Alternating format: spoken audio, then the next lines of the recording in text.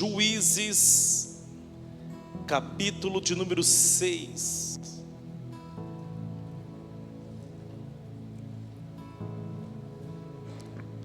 Quem está acompanhando as lives do pastor Wellington aí à noite no canal no YouTube? Quem está acompanhando? Tá forte, hein? Ontem não foi só uma live não, ontem foi uma aula sobre a inveja.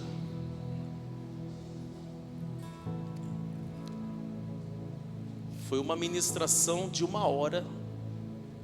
Está lá no canal Pastor Wellington Melo.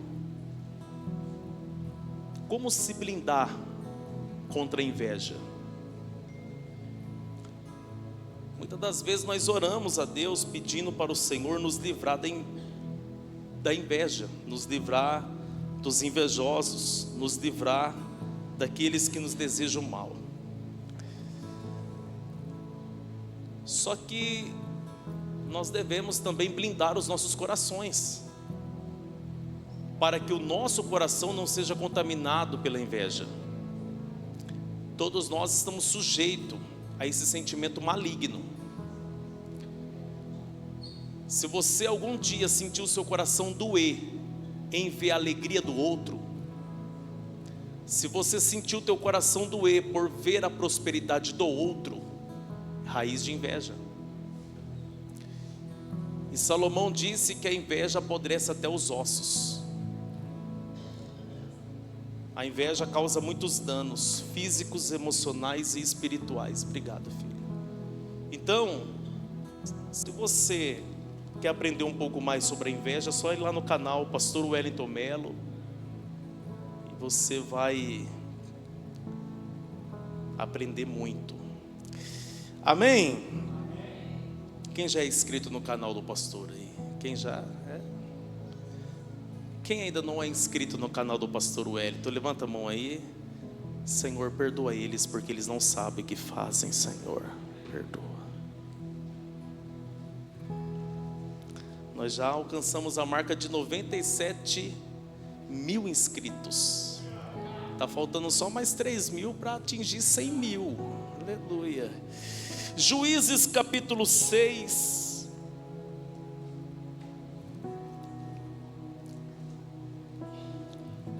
Eu quero nessa noite ministrar uma mensagem com o seguinte tema: Deus nos vê além das nossas limitações. Eu vou repetir. Deus nos vê além das nossas limitações. Você pode olhar para essa pessoa com carinho e respeito, é claro, e diga para essa pessoa assim: Deus te vê além das suas limitações. Você está preparado para receber tudo que Deus tem para nós aqui hoje? Está escrito assim: porém os filhos de Israel fizeram o que parecia mal aos olhos do Senhor, e o Senhor os deu na mão dos midianitas por 7 anos. Diga comigo, 7 anos. E prevalecendo a mão dos midianitas sobre Israel, fizeram os filhos de Israel para si, por causa dos midianitas, as covas que estão nos montes, e cavernas, e as fortificações. Diga assim comigo: eles fizeram covas nos montes.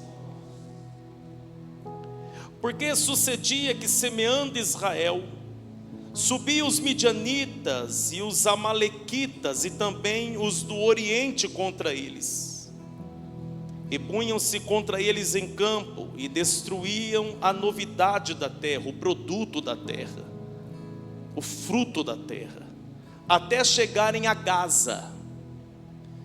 E não deixava mantimento em Israel, nem ovelhas, nem bois, nem jumentos, porque subiam com seus gados e tendas, vinham como gafanhotos, em tanta multidão que não se podia contar, nem a eles, nem aos seus camelos. e entravam na terra para destruir. Entravam na terra para...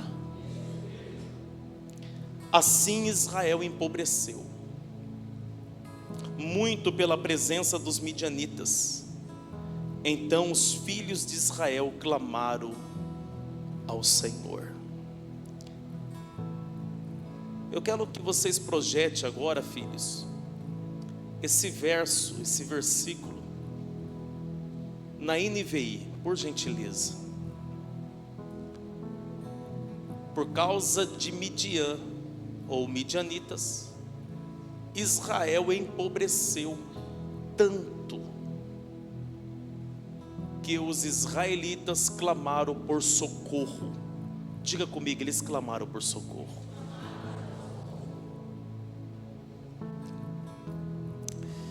E sucedeu que, clamando os filhos de Israel ao Senhor por causa dos midianitas, verso 8, e ele lhes enviou um profeta que disse: assim diz o Senhor, o Deus de Israel: tirei vocês do Egito, da terra da escravidão. Eu os livrei do poder do Egito e das mãos de todos os seus opressores. Eu os expulsei e dei a vocês a terra deles. Também disse a vocês: eu sou o Senhor, o seu Deus. Não adore os deuses dos amorreus em cuja terra vivem. Contudo, vocês não me deram ouvidos. Então o anjo do Senhor veio e sentou-se debaixo do carvalho de Ofra, que pertencia ao abiesrita Joás. Gideão, filho de Joás, estava malhando trigo em um tanque de prensar uvas, para escondê-los dos midianitas. Então o anjo do Senhor apareceu a Gideão e lhe disse: o Senhor está com você, poderoso guerreiro. E você diz amém. Preste muita atenção, redobre a sua atenção, porque eu acredito que a mensagem de hoje, e é uma mensagem profética, vai falar profundamente com todos nós aqui hoje. Porque quem é que nunca passou por um período de aflição? Quem é que nunca teve que enfrentar situações difíceis, complicadas? Quem é que nunca passou por momentos de tribulação? Quem é que nunca passou por situações de dores e de sofrimento? Eu acredito que todos aqui já passou por situações de sofrimento, de dores, de aflição, de aperto. A questão é que todos nós estamos sujeitos a passar por situações difíceis. Mas a grande questão é como passar, como enfrentar. Todos nós estamos sujeitos a passar por lutas.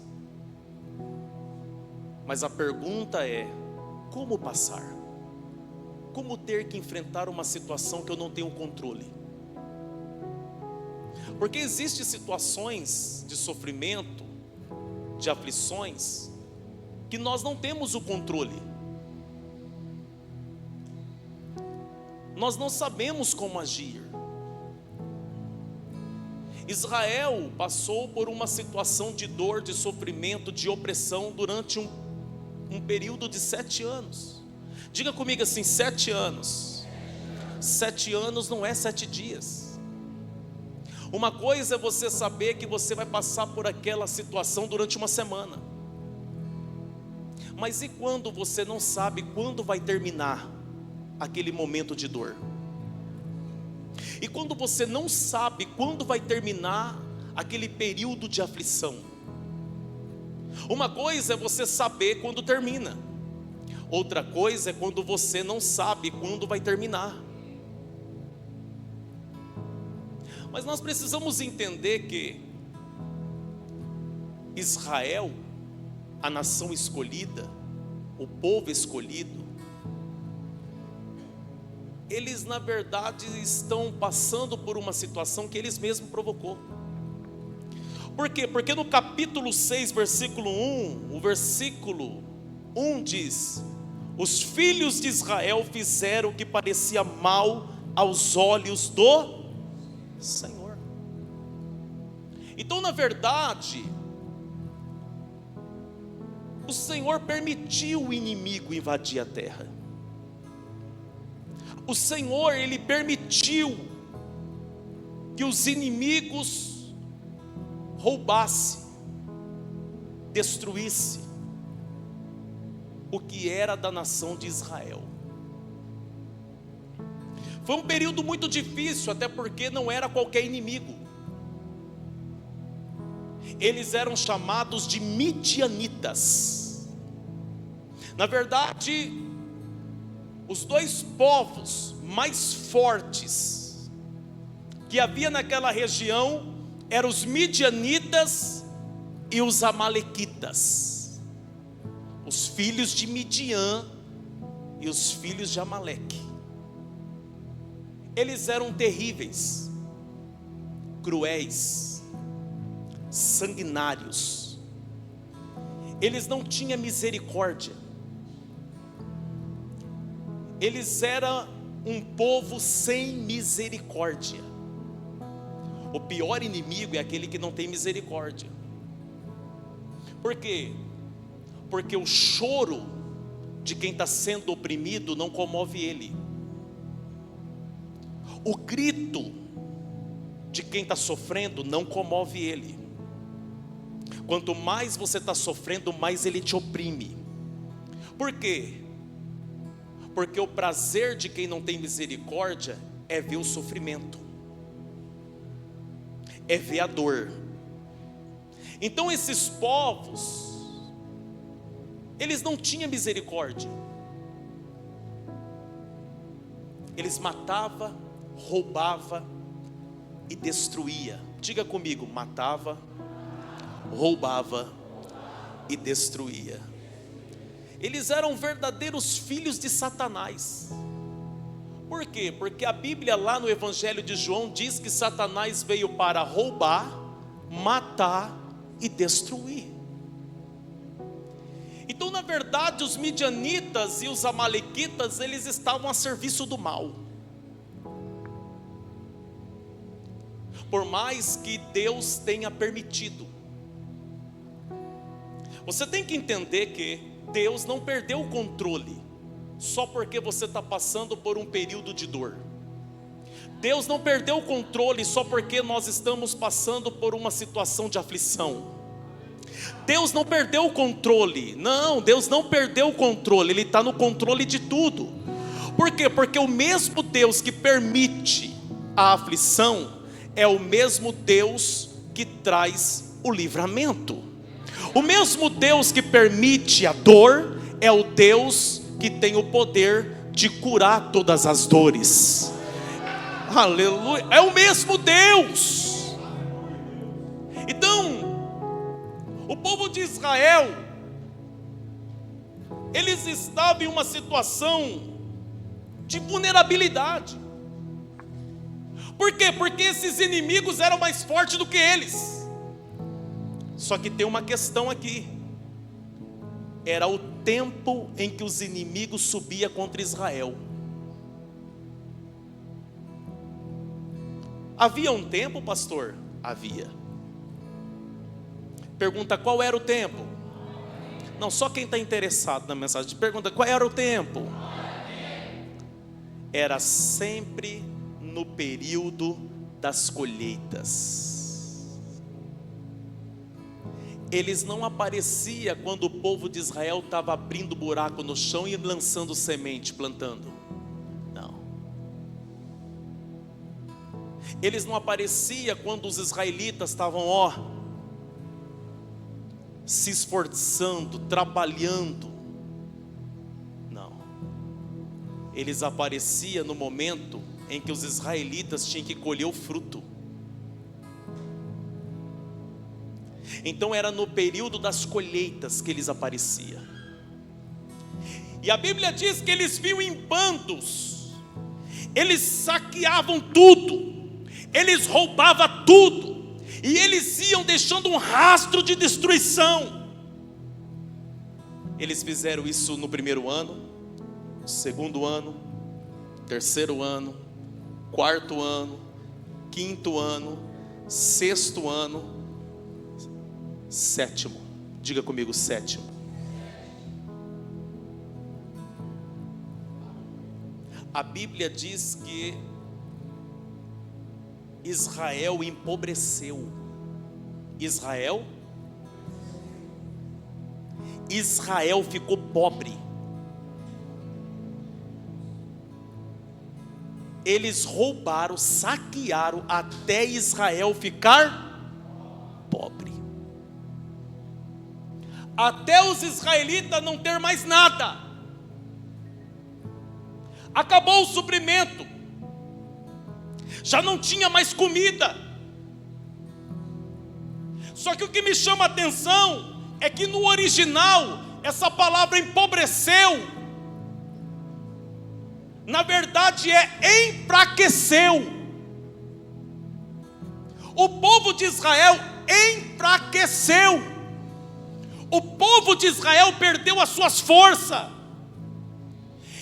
Eles passaram por um período de 7 anos em que o inimigo assolou, oprimiu, maltratou, roubou, saqueou, que eles não tinham mais forças para se levantar mais. Eles não tinham mais força para lutar mais. Eles não tinham mais força para se reerguer, porque durante 7 anos eles se levantavam, se reerguia e ia à luta. Mas agora eles não têm mais força. Talvez eu estou pregando para alguém aqui hoje, e talvez alguém já está entendendo. Você já está vindo de um período de tantas lutas. Você está vindo de um período de tanta opressão. Você está vindo de um período, de um ciclo de tanta dor, que você já não tem mais força para se levantar. Você já não tem mais força para lutar. Você já não tem mais força para se reerguer de novo. Talvez eu estou pregando para alguém aqui que você já faliu uma vez, faliu 2 vezes, faliu 3 vezes, faliu 4 vezes, que você já não tem mais força. Talvez eu estou pregando para alguém aqui que você já está até aceitando a situação. Você já está aceitando a dor. Você já está aceitando. Por quê? Porque você já fez de tudo, você já lutou, mas nada resolveu. A Bíblia diz que por causa dos midianitas, o povo de Israel fez cova nos montes. Em alguns lugares tem até hoje algumas cavernas, na verdade. O texto aqui na minha Bíblia fala cova, mas no original hebraico é caverna. Eles abriram cavernas.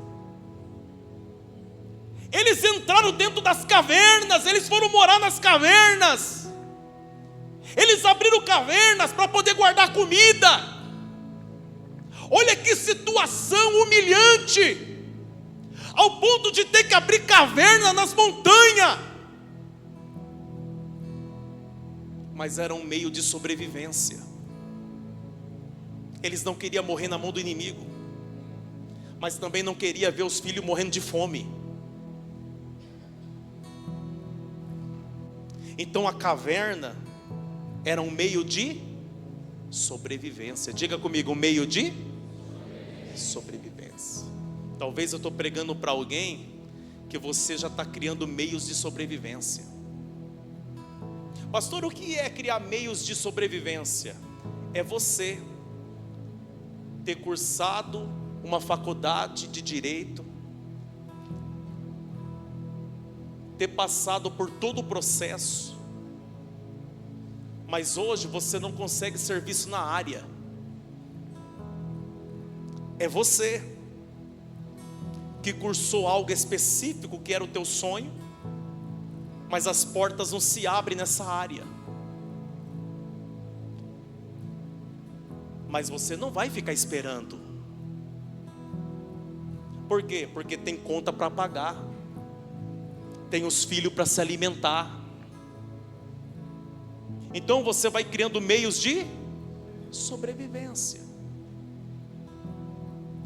Talvez eu estou pregando para alguém aqui que você sabe muito bem o que é isso. Para as contas não ficar atrasadas, você foi trabalhar de Uber. Não que trabalhar de Uber seja algo, não é isso. Mas quantas pessoas que você tem uma formação, você gastou muito naquela formação, todo mês você estava lá pagando o boleto da faculdade. Quem está entendendo isso aqui? Então o povo de Israel fez cavernas, tinha que se esconder, ficar se escondendo do inimigo. Talvez eu estou pregando para alguém que você está se escondendo também. E talvez você está se escondendo do agiota, você está se escondendo de alguém que você pegou um dinheiro emprestado, você está se escondendo. Você está passando por um processo de humilhação. E a minha pergunta é: faz quanto tempo que você está passando por esse processo? Faz quanto tempo que você está passando por essa humilhação? Olha para essa pessoa que está do seu lado e pergunta: faz quanto tempo?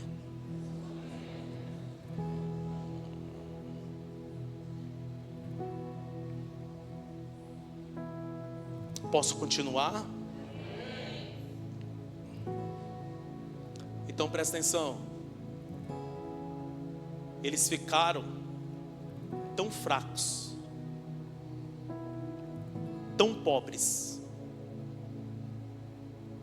tão vulneráveis, que já não tinha mais o que fazer. Aí eu faço uma pergunta: o que fazer quando você não sabe mais o que fazer?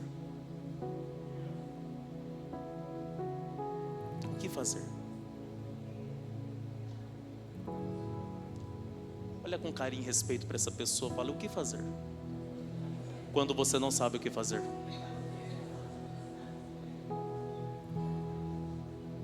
Grita,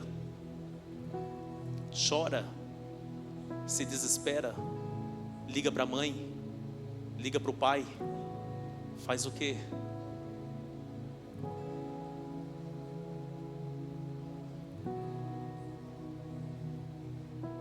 E quando você não tem mais nenhum homem na terra para recorrer?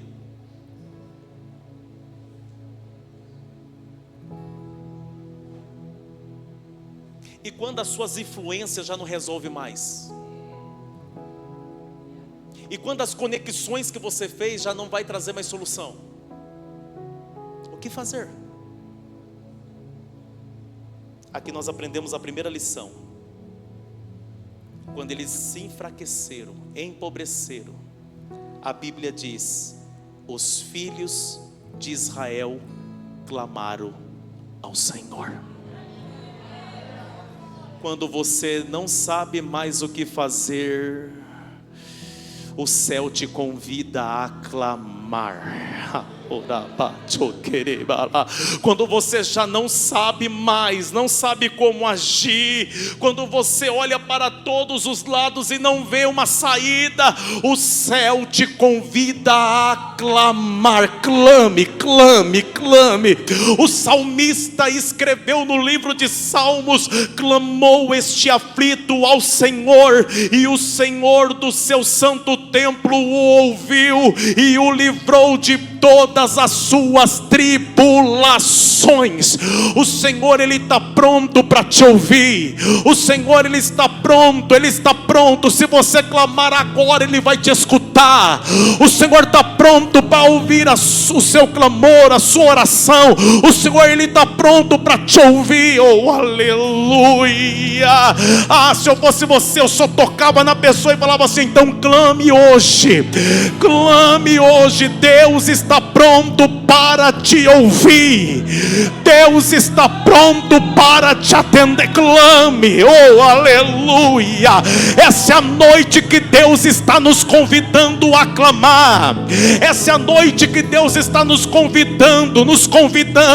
Clame, clame. E o que é a palavra clamor? A palavra clamor no original significa gritar por socorro. A palavra clamor no original significa gritar por ajuda. Sabe o que Deus está esperando de nós? É que você arrume força, eu não sei da onde, para gritar por socorro, para clamar por ajuda. Por quê? Porque o céu manda te dizer nessa noite: você não está sozinho nessa dor, você não está sozinho nessa aflição, você não está sozinho nessa luta. Tem um Deus que está no seu santo templo, só esperando você clamar.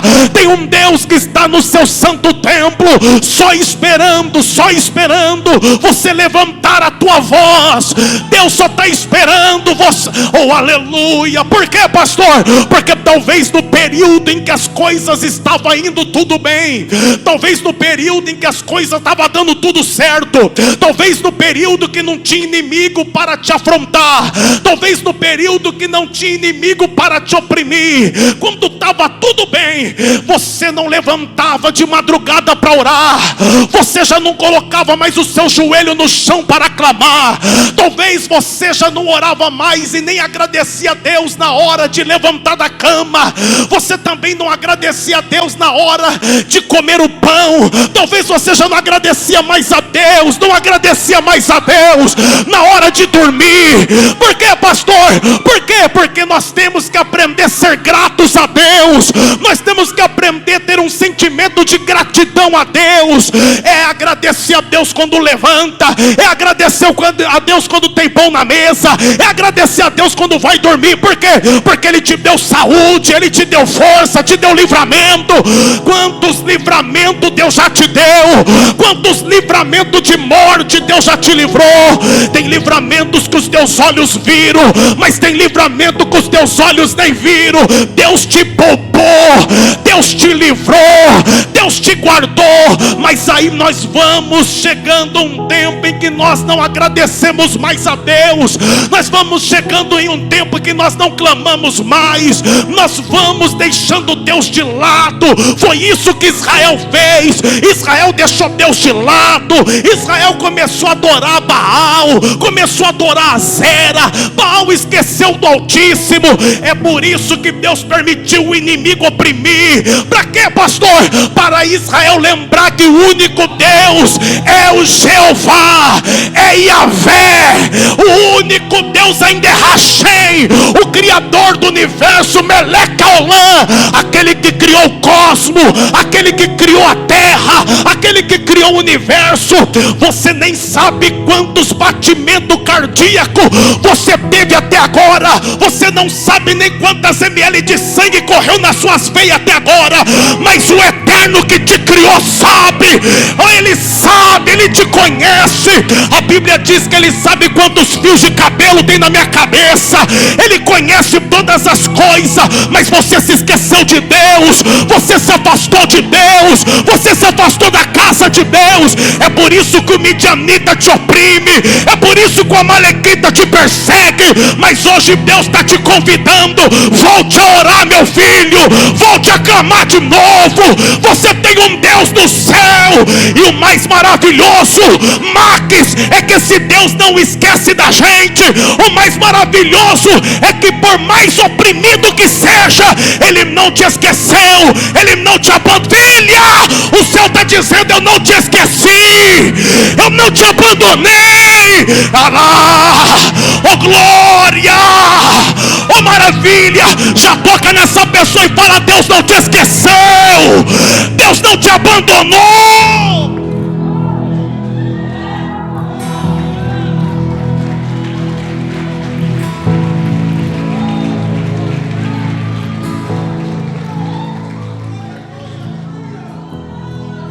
O povo agora lembrou que tem um Deus no céu.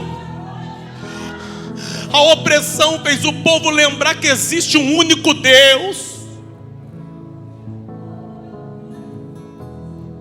E eles começaram a clamar a esse Deus. Eles começaram a pedir socorro para esse Deus. É nesse momento que Deus levanta um profeta, porque sempre antes do livramento vai vir a resposta. Rapaz, por quê? Porque o livramento não vem pelo profeta, o que vem pelo profeta é a resposta de que Deus vai agir, de que Deus vai fazer alguma coisa. Só que aqui nesse caso, olha para mim, Deus está usando o profeta para refrescar a memória do povo. Como assim, pastor? O profeta chegou dizendo assim, ó: vocês estão nessa latada por culpa de vocês mesmos. Vocês estão assim porque vocês esqueceram do único Deus, aquele que tirou vocês da terra do Egito.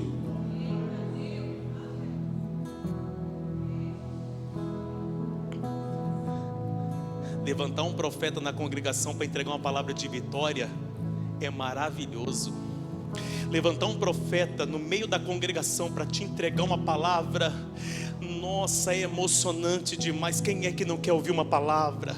Quem é que não quer receber uma resposta que traga alívio para a tua alma? Quem é que não quer receber uma palavra que traga conforto? Quem é? Até eu quero.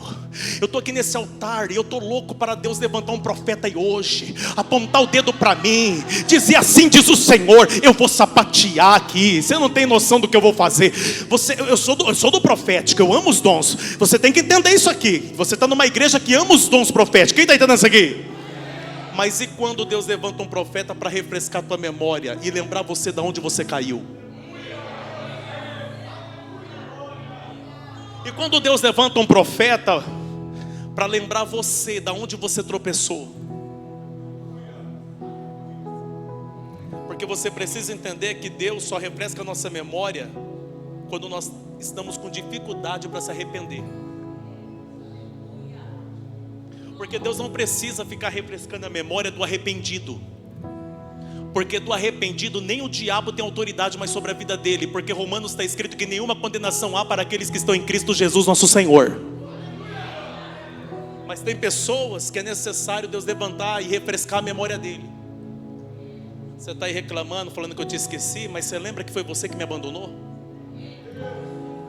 Você está aí falando que eu te esqueci, que eu te abandonei, ficou bravo, nervoso, chutou o carro, saiu de casa, passou a madrugada fora, nervoso, e está aí gritando, me esqueceu Deus. Aí Deus me levanta como um profeta para refrescar a tua memória. Não, você não lembra que foi você que abandonou? Foi você que esqueceu?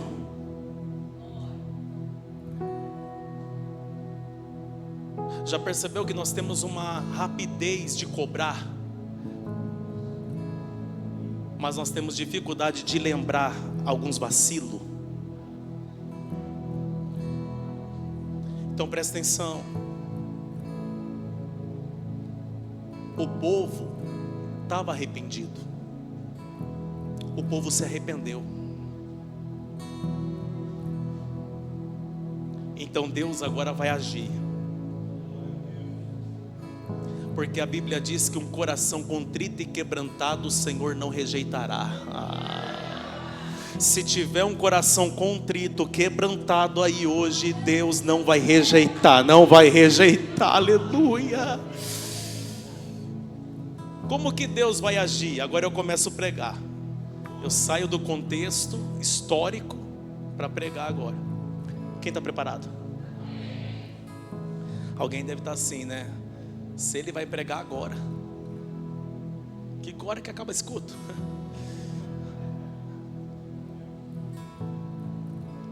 Presta atenção. Olha como que Deus vai agir. Olha como que Deus é engraçado. Deus vai visitar um homem chamado Gideão, que era o menor da casa do pai dele. A tribo deste Gideão era a menor de todas as tribos de Israel.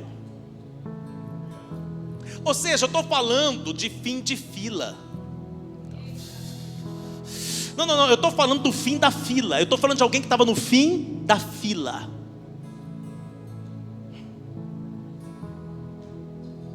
Diga comigo, no fim da fila, sempre tem alguém que surpreende. Aonde que estava o Gideão? O Gideão estava malhando trigo em um tanque de prensar uvas. Deixa eu te falar, tanque de prensar uva não era lugar de malhar trigo. Por quê? Porque para malhar trigo você tem que tirar o trigo do meio das palhas. Ou seja, havia um instrumento, uma ferramenta que se batia no trigo. Malhar trigo era bater no trigo. Depois você pegava o fruto, que era o trigo. Quem está entendendo? O produto. Agora, lugar de prensar uva, não tem como fazer esse serviço. É um lugar inapropriado. Mas foi o lugar que Gideão arrumou para sobreviver. Aqui não é o lugar ideal, mas é daqui que eu estou sobrevivendo. Aí a Bíblia diz que o anjo de Deus, quem está comigo? Sentou e ficou olhando para ele.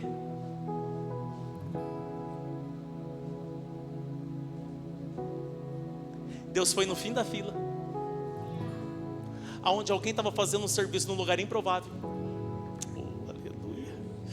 Cheio de limitações. O menor da casa do pai dele, a tribo menor de toda Israel. Aí o anjo chega, e a Bíblia diz que o anjo do Senhor disse: homem valente. Homem. Peraí, como que ele é um homem valente, sendo que ele está em um lugar inapropriado, malhando trigo? E a motivação para ele estar fazendo isso num lugar inapropriado é o medo que ele tinha dos midianitas. Não, peraí, olha para cá. Você vai entender.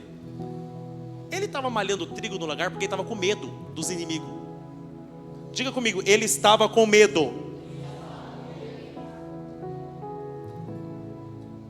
Mas como que o anjo de Deus chamou ele? Homem. Homem. Diga comigo, valente. Se ele está com medo, como que ele é valente? Porque até isso ele vai questionar Deus. Ele diz: eu sou o menor dos menores. Deus nos esqueceu aqui. Grava essa frase e não esqueça nunca mais. Grava essa frase.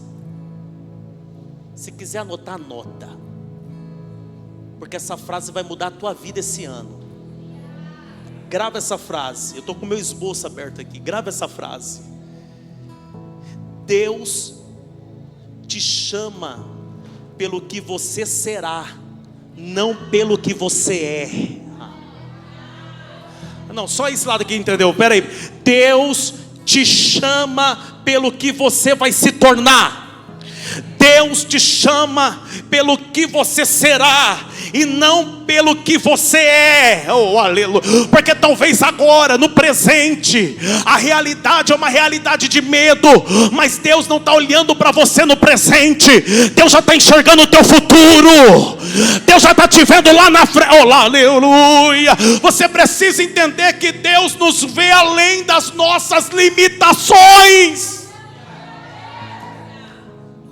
Por quê? Porque talvez para você é limitado. Talvez para você, diante dessa luta que você está passando, você é limitada. Ô Pai eterno, poderoso, não foi carne e sangue que te revelou, mas foi o próprio Espírito de Deus. Aleluia, dá um glória.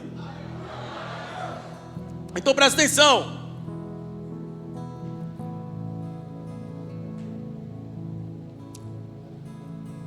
Deus sabe muito bem quem você vai se tornar. Deus sabe muito bem aonde você vai chegar.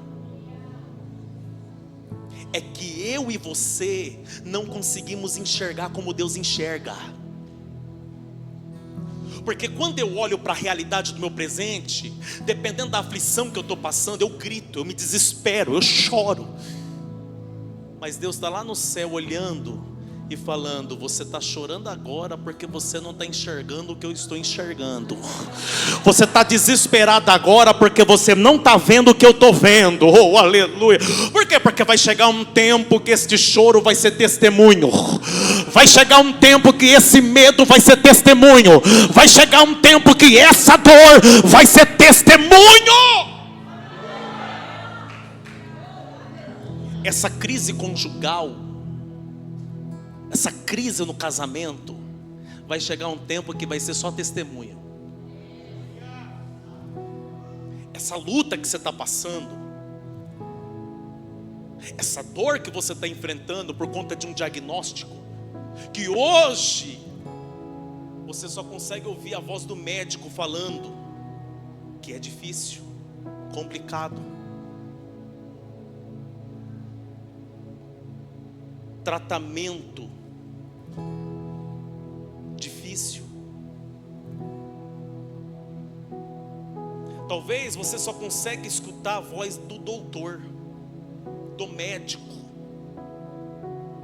E quando você lembra a voz do médico, você se arrepia. Você sente um arrepio. Mas eu quero dizer para você, vai chegar um tempo que o que o médico disse vai ser parte de um testemunho. Oh, aleluia! Vai ser testemunho. Então presta atenção. Essa crise que você está vivendo financeira, portas se fechando, esse momento complicado que você não está vendendo, esse momento difícil que as coisas parecem que não estão acontecendo, vai chegar um tempo, e eu vou profetizar que vai chegar um tempo que em gratidão a Deus, você vai estar fazendo uma primícia ao Senhor. Vai chegar um tempo que talvez aqueles números que você achava que você não ia vencer, vai ser parte da oferta que você vai entregar. Vai chegar um tempo. Se eu fosse você, eu falava: é para você isso, recebe. Se eu fosse você, eu olhava e falava: recebe, é para você, toma posse.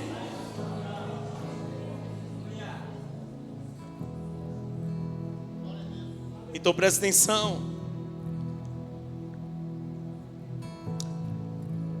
O anjo do Senhor, é interessante que o anjo do Senhor aqui, né? E o anjo do Senhor era o próprio porta-voz de Deus. Ou seja, era Deus falando com ele. Por quê? Porque anjo é mensageiro. Quem está entendendo? Anjo não leva a mensagem dele, ele leva a mensagem de quem?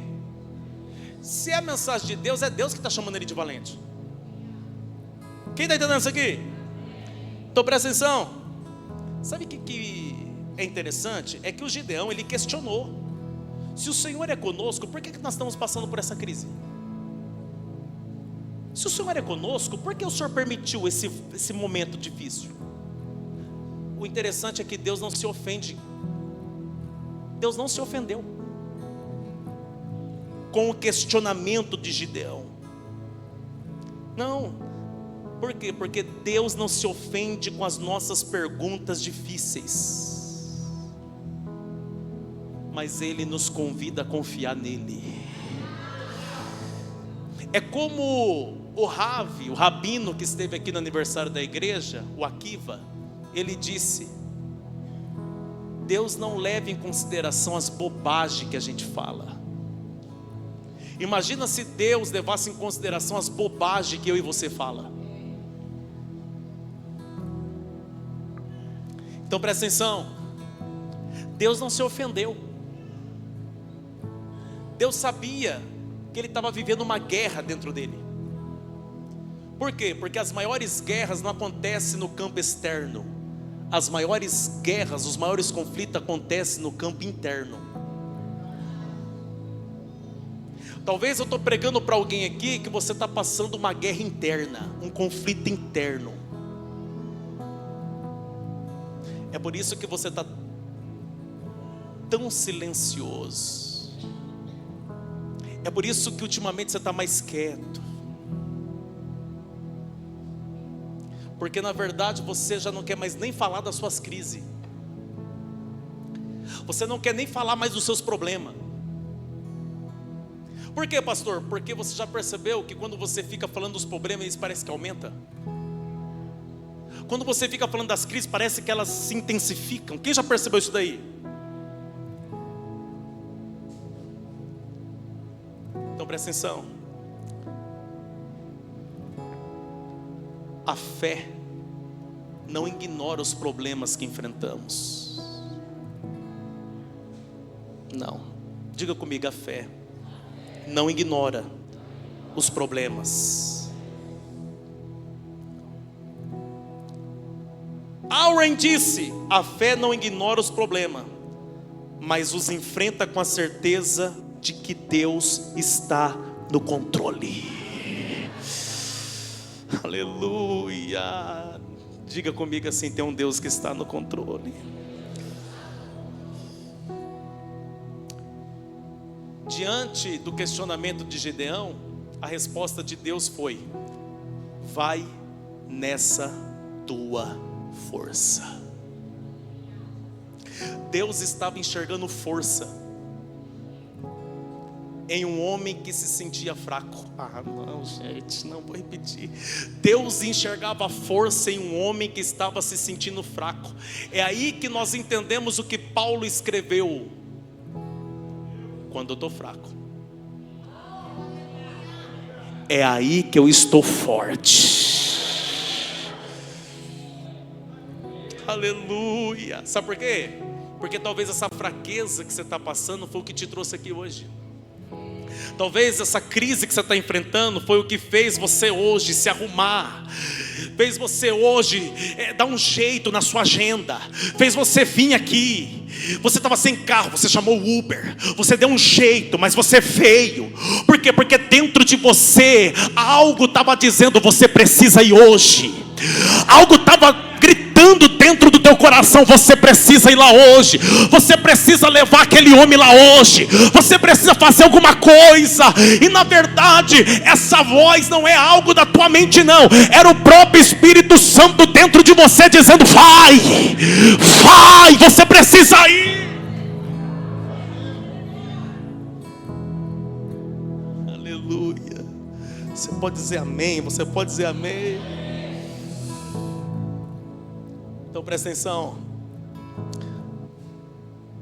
Dentro de um contexto cultural, um líder militar é escolhido pela sua experiência. Mas aqui Deus não está chamando um líder militar. Deus está chamando um agricultor. Vou repetir. Deus não está chamando aqui um líder militar para vencer inimigos poderosos. Deus está chamando um agricultor, um malhador de trigo.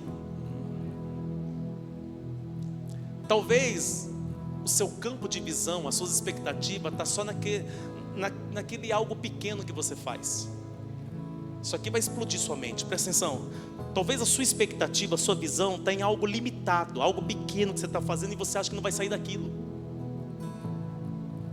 Então Gideão, ele não se enxergava fazendo outra coisa a não ser malhar trigo. Mas Deus já estava enxergando ele liderando 300 homens. Deus já estava enxergando ele como juiz de Israel. Então talvez você está olhando aí para a sua realidade, né? Modesta, pequena. Está achando que não vai sair disso. Está cheio de sonhos, mas você acredita mais na realidade do presente do que em um Deus que realiza sonhos. Mas hoje eu te convido a romper. Eu estou te convidando hoje a enxergar além do seu campo de visão. Eu estou convidando você hoje a enxergar além das suas expectativas. Eu estou te convidando, Deus está te convidando hoje a enxergar com os olhos dele. Porque talvez você está tão acostumada a fazer unha, ser uma manicure, que você atende talvez em domicílio, que você não consegue enxergar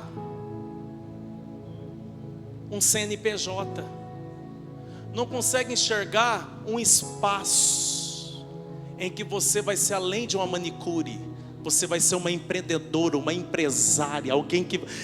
Quem está entendendo isso aqui? Eu estou usando situações do nosso cotidiano para que você entenda. Talvez você se enxerga como um líder de um pequeno grupo, onde você compartilha ali um devocional. Mas Deus já está enxergando uma multidão que você vai estar pregando a palavra dEle. Então o céu hoje está nos convidando a enxergar além. Você consegue enxergar além daquilo que você faz? Então eu quero mexer com você. E na verdade não é emocionar você, eu quero ativar a tua fé. Fecha os teus olhos agora. Você consegue enxergar além daquilo que você já faz hoje? Você consegue enxergar muito mais clientes do que você já tem? Você consegue ampliar a sua expectativa, perspectiva, o seu raio de visão? Você consegue ampliar isso daí agora?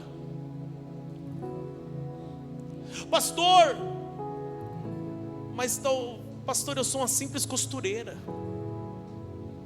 Não, você tem que colocar na tua cabeça que ninguém costura como você. Pastor, hoje pastor, eu estou dependendo de um benefício. Não, mas Deus está olhando para você e está vendo as vidas que serão beneficiadas por você.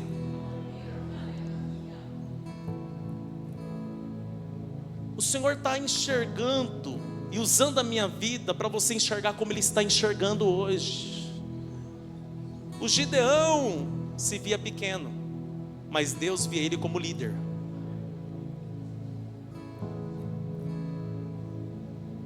Agora abre os teus olhos. A partir de hoje você vai ter que ter fé para alcançar o que você enxergou hoje, além da sua realidade. Quem está entendendo isso? Eu já estou caminhando para encerrar. Quem quer que eu encerro, diga amém. Quem quer que eu continue a falar glória?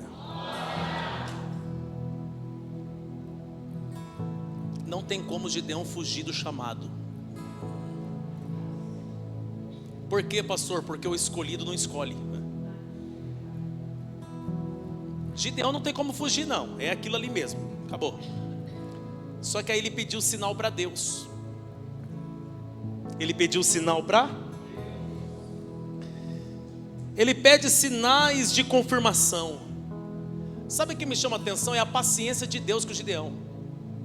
Porque o Gideão falou assim: Senhor, eu quero um sinal de que o Senhor está falando comigo mesmo. Eu vou colocar um pouquinho de algodão aqui, Senhor.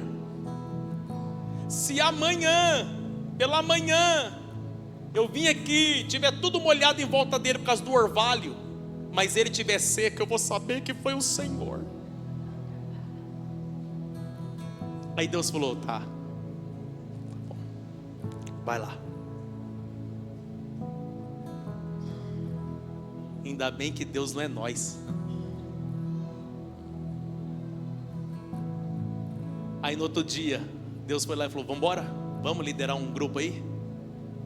Ao Gideão: então, Senhor, eu quero mais um sinal. Eu vou colocar aqui, Senhor, o algodão de novo.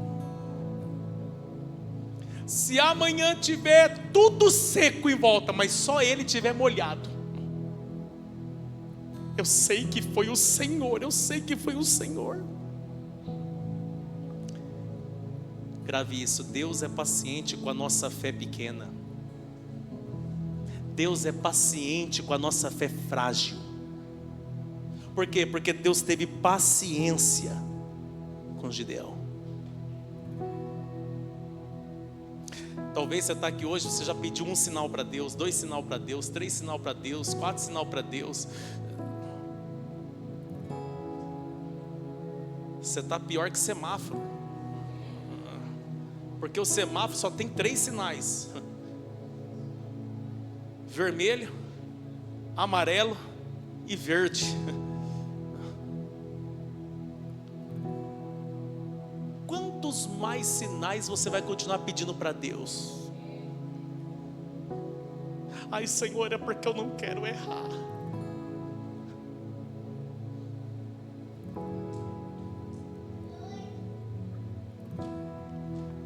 Deus é paciente. Diga para essa pessoa e fala assim: Deus é paciente. Oh, Deus escolhe um cara, no final da fila ainda tem que ter paciência com o cara.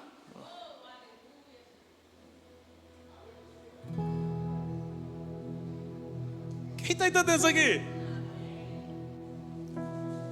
Ô filho, você não é tão bonito assim. Você já pediu 7 sinais para Deus? Você não viu que é milagre que está acontecendo? É milagre.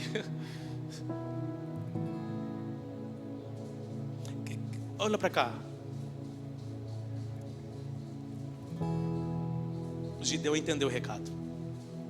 Ele entendeu que não podia fugir daquilo que Deus escolheu para ele. Aí Deus falou assim: convoca os homens. Convoca os homens. Diga, quem é que está disposto a livrar Israel da mão do inimigo? Na primeira convocação, 32.000 homens. Quantas pessoas cabe lá no Morenão? No Morenão aqui, quantas pessoas? Quem sabe? Quem sabe aí? Quem ama futebol aí? Quem ama? Quanto? 45.000. Fazer uma cruzada lá, cara. Quem crê que um dia nós podemos fazer uma grande cruzada? 32.000 homens. Eu fico imaginando o Gideão, que era medroso, mas Deus acreditava que ele era valente, vendo aquele monte de gente com ele. Lembra na escola? Quem lembra? Lembra quando você estudava, que você arrumava as tretas? Quem lembra? Quem?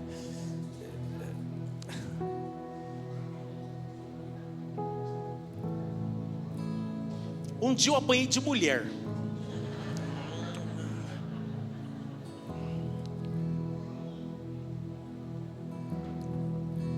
Eu não sei assim,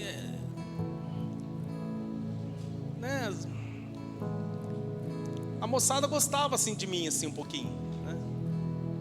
Mesmo que esse jeito meu aqui.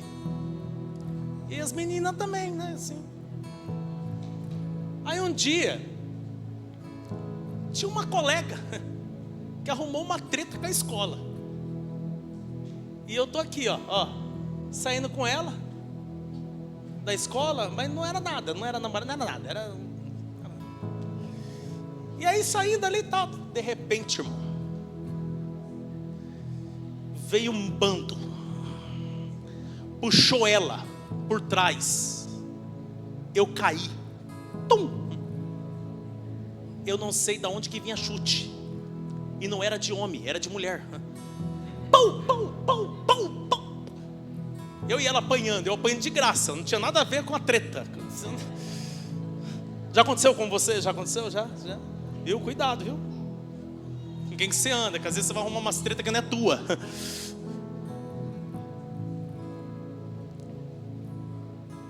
Uma vez eu fazia parte da treta. Foi uma situação que deu polícia, deu BO, deu um monte de coisa lá na escola. Que nós foi ameaçado. Aí o que nós fez? Nós pegava as cadeiras, não faça isso nunca. Se meu filho fizer isso, ele vai ficar de castigo, cara. Nós quebrava os pés das cadeiras, o ferro todo coisado que foi quebrado, para dar, com medo de apanhar. Não é porque nós era valente.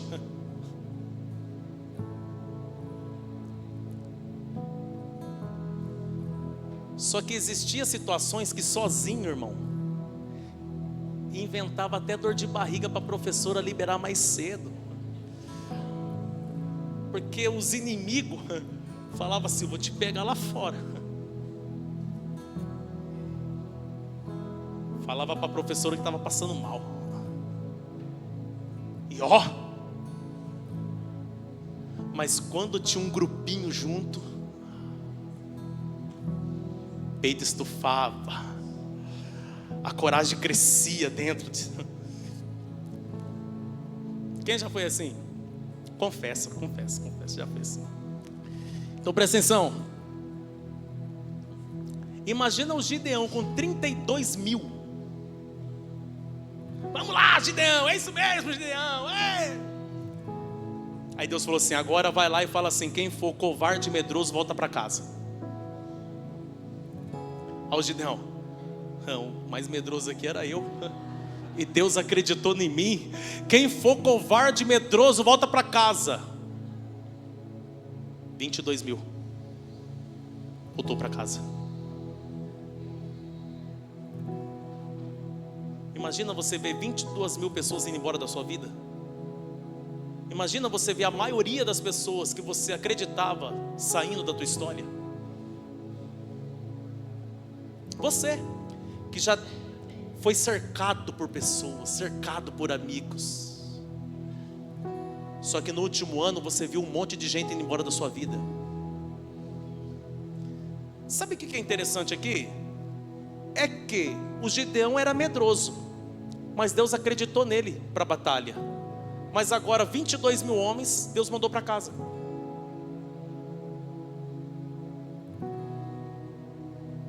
Quem está entendendo? Aí o Gideão falou: Senhor, diminuiu. Aí Deus falou: diminuiu? Então vai lá agora na fonte. Eu estive nessa fonte em 2023, a fonte de Gideão. Vai lá na fonte e manda esses homens beber água. Aí eles foram beber água. Chegou lá, Deus falou assim: quem pegar a água na mão e trazer na boca, cuidando, é escolhido. Mas quem deitar, beber que nem cachorro, manda para casa.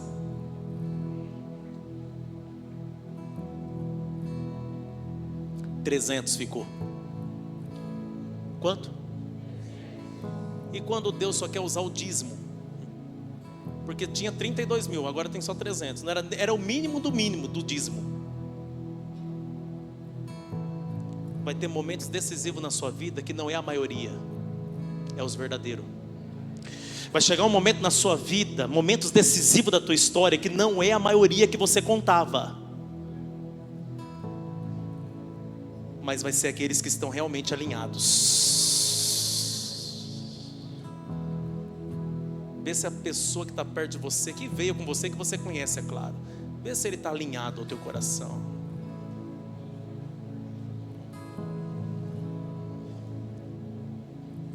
Presta atenção. E agora com 300 homens? Fazer o quê? Deus falou assim: agora você vai fazer o quê, Deus? Vencer o inimigo. É o quê? Vai lá vencer o inimigo. Mas com o quê? Com metralhadora? Com 12? Com o quê? Com R15? Com o quê? Com granada? Aí Deus falou assim: não, pega um jarro de barro. Olha como que Deus é engraçado. Pega um jarro de barro, pega uma tocha. O que mais, Deus? Aí pega uma corneta. Corneta, né? Um jarro de barro e uma tocha. Diga comigo: buzina, jarro de barro e uma tocha.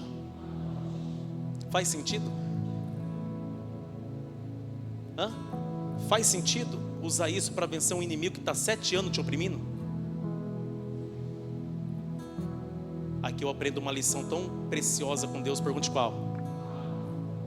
Deus está usando elementos insignificantes que não faz sentido para mostrar que a vitória não é por causa deles. Não, vou repetir. É para mostrar que a vitória, quem está garantindo, quem está garantindo a vitória é o Senhor. Oh, aleluia.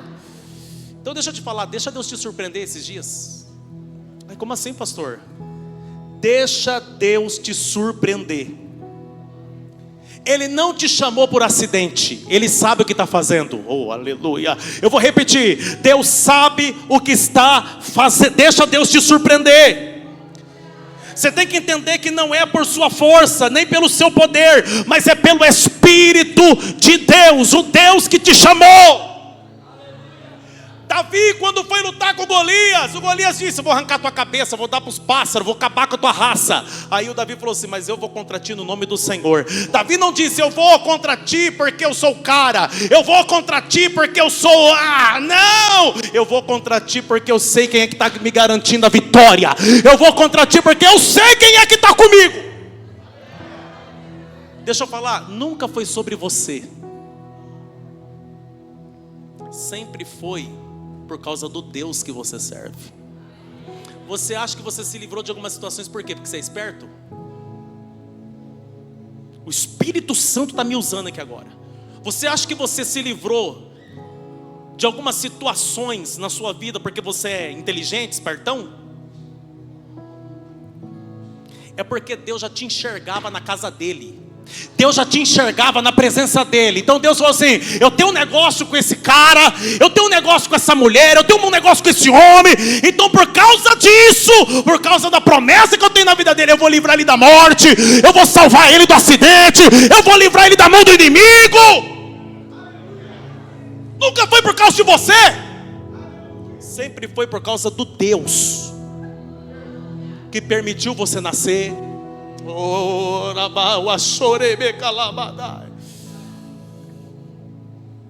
Você acha que você chegou aonde você chegou por quê?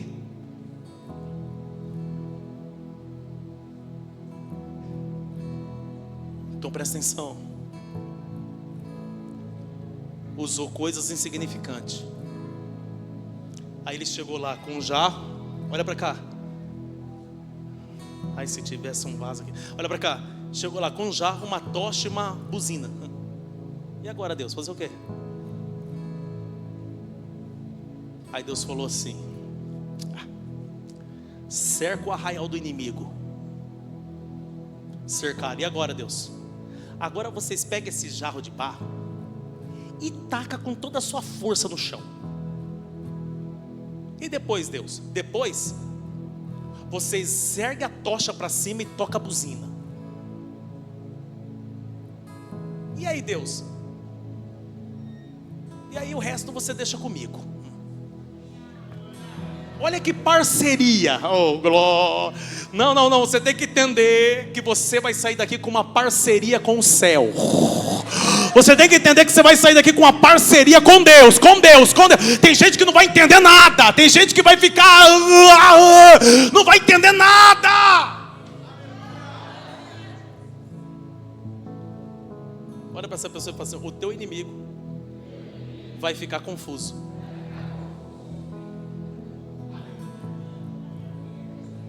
Posso profetizar? Quem vai receber? Deus vai confundir os seus inimigos.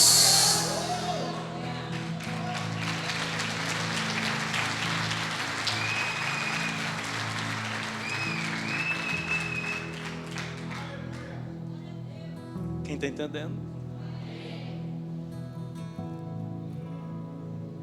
Isso aconteceu agora recentemente. Se você acompanha as mídias, no Irã começaram a matar os cristãos, começaram a matar pessoas que não serviam o islamismo, matar na rua. Quem viu os vídeos? Quem viu? Quem viu os vídeos? Eu não posso ficar dando dica aqui, mas vai lá no Telegram e entra no grupo Fim dos Tempos. Você vai entrar e já vai sair correndo. Presta atenção. 9.000 foram mortos no último mês. Não passou na grande mídia, porque não interessa. Quem está entendendo isso aqui? 9.000 morreram. Eu estou no altar, eu não estou mentindo. Só que aí lá no Irã, em uma região, aconteceu um fato lá de que os terroristas entrou em conflito, em guerra com um grupo do Hezbollah. Os próprios inimigos começaram a se matar. Por isso que deu uma acalmada essa semana. Não que terminou a situação. Você tem que entender o seguinte: Deus, Ele confunde aqueles que se levantam contra quem é escolhido. Deus confunde. E talvez você está pensando assim: pastor, e os 9.000 que morreu? Posso te falar? É porque estava mais pronto do que eu e você para ir para o céu. Então presta atenção. Essa semana Deus vai surpreender você lá no seu trabalho. Essa semana Deus vai te surpreender lá no meio da sua família. Essa semana Deus vai te surpreender, vai te surpreender, vai te surpreender. Sabe o que eles fizeram, pastora Águida? Tacaram o jarro no chão, polaco. Levantaram a tocha. Tocaram a buzina. Sabe os inimigos? Levantou tudo doido, de noite, desesperado. Israel deve ter alugado algum exército contra nós. Começaram a se matar no arraial. Os que não estavam se matando saíram correndo. Aí Deus falou assim para Gideão: vai lá agora, pega os espojos, pega tudo, porque eu entreguei na tua mão. Você tem que entender que a glória sempre vai ser de Deus. Eu vou repetir: a glória sempre vai ser de Deus, sempre. Você vai vencer essa crise porque Deus vai glorificar o nome dEle na tua vida. Você vai vencer essa situação porque Deus vai glorificar o nome dEle na tua história. Você recebe essa palavra? Quem recebe essa palavra? Deus estava usando alguém limitado, porque Deus via além. Deus via? Deus está enxergando muito além do que os teus olhos estão vendo. Sabe por quê? Porque a Bíblia diz que aquilo que os olhos não viu, aquilo que os ouvidos não ouviu, aquilo que não subiu ao coração do homem, é o que Deus tem preparado. Deus tem preparado um tempo de milagre para a sua vida. Deus tem preparado um tempo de milagre para a tua história. Deus tem preparado um tempo de milagre. Fica de pé comigo. Fica de pé comigo, eu quero orar por você, eu quero orar pela sua vida, eu quero orar pela sua casa nesse momento. Olha para essa